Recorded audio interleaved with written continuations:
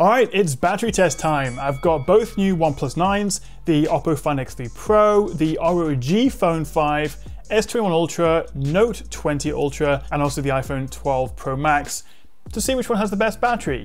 I'm matching all the settings on the phones, including 100 nit brightness, all background apps are closed. These are all pretty much brand new phones, none have been used for more than a couple of weeks. So let's kick off with YouTube. I'll be going through YouTube, gaming, social media, filming, to really get a sort of intensive real world-ish test of the phones. Now, if you look at the specs under the names, you'll see we've got a variety of battery sizes. The iPhone 12 Pro Max is actually the smallest, next to the ROG 5, which is the biggest with a 6,000 mAh battery. But above that, you'll also notice the refresh rates. And this is a big question every time it comes to battery tests. Do you stick them all at 60 Hz because the iPhone's at 60, or do you use them in their either default or optimized modes? There's no right or wrong answer, but for me, I like to test these as people would use them. So I'm using them in their automatic or adaptive high refresh modes where possible. But crucially, having a high refresh rate with an LTPO panel, so you're getting variable refresh rates, can actually be an advantage because it can dynamically adjust the frame rate between usually it's 1 and 120 Hz. So if you're watching videos or on a static home screen, it can reduce that to save batteries. So my answer to the question of why not have them all at 60 Hz is because you'll be losing that LTPO advantage which some of these phones offer. So hopefully that goes some way to explain it. The ROG phone is really interesting because while it does have the biggest battery, and actually this is important, I've left it in its dynamic mode. You could go between X mode, ultra durable, or advanced, where you can customize it. And if you want to put it in X mode, it would just destroy the battery instantly. I've left it in the default dynamic mode.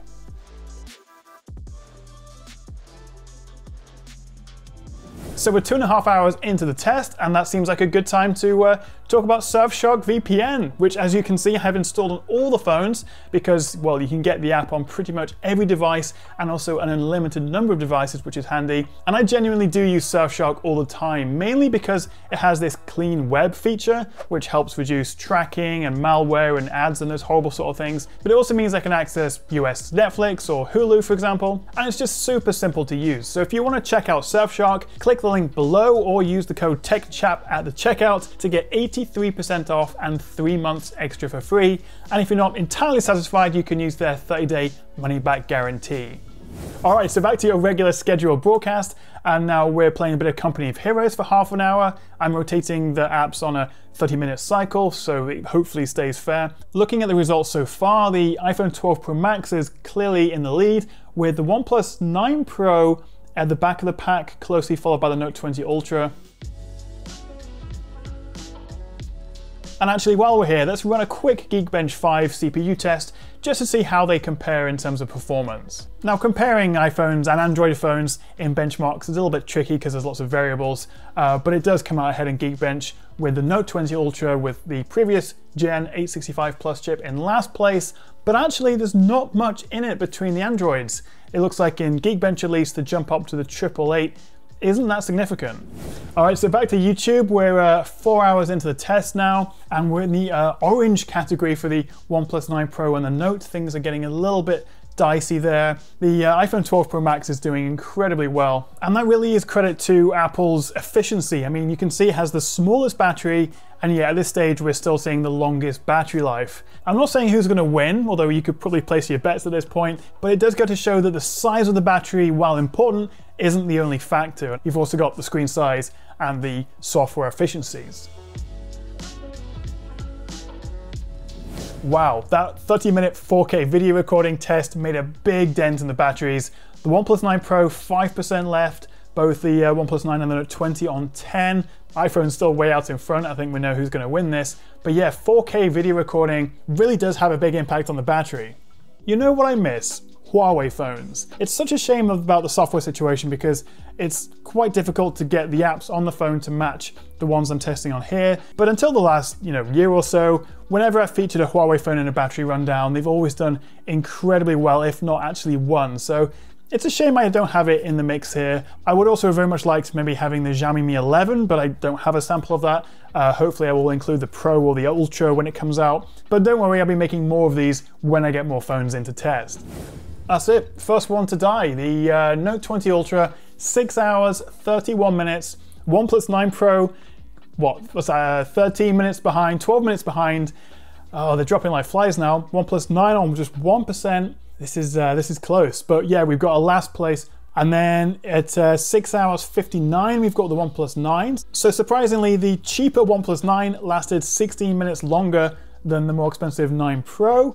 I guess that's because it's got a smaller screen, although it doesn't have the LTPO panel, which is surprising. Then we've got the S21 Ultra at 7 hours 6, so that lasted a good deal longer than the Note 20 Ultra, which is the Snapdragon version. And now we're down to 3. And it's between the ROG phone and the Oppo to go next.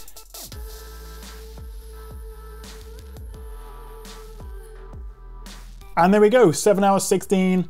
The Find X3 Pro finally kicks the bucket, leaving the ROG Phone 5 with 2% left and giving it the silver medal. Let's see how much longer it can last. 7 hours 26, done. Leaving the iPhone 12 Pro Max with 12% of its battery and everything else dead. Now that's pretty impressive. I do know that in Mr. Who's the Boss's battery videos, the iPhone 12 Pro Max battery is a lot closer to the S21 Ultra and some of the other phones. But I'll tell you right now, in fact, I'm gonna pause that and just talk to you directly. This is the 3rd time I've run this test. The first time, the ROG phone was on X mode throughout, so it died really quickly, and I thought that's not really fair. You're more likely to use it in dynamic mode. The second time I ran it, the iPhone 12 Pro Max actually had its auto brightness on. It was varying its brightness throughout as the lighting changed and it got dark.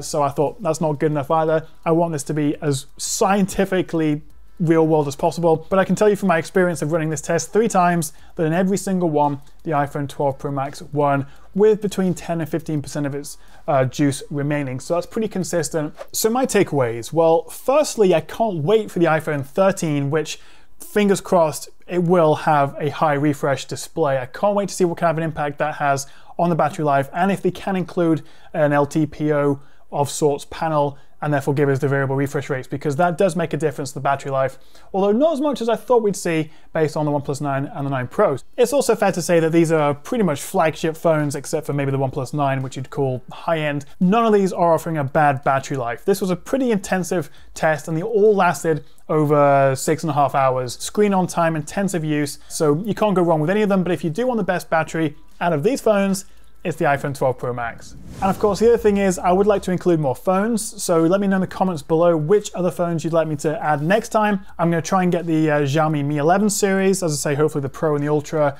the upcoming Sony, maybe a couple of other phones. And if you've got any other feedback or suggestions, do let me know below. If you enjoyed this, and also appreciated the fact that I've done this 3 times now, so I'm gonna have a break from battery life tests for a few weeks, but hopefully you enjoyed it, and I'll see you guys next time right here on the Tech Chat. And don't forget to check out Surfshark VPN, use the code TechChat for 83% off and 3 months extra free. Give it a try.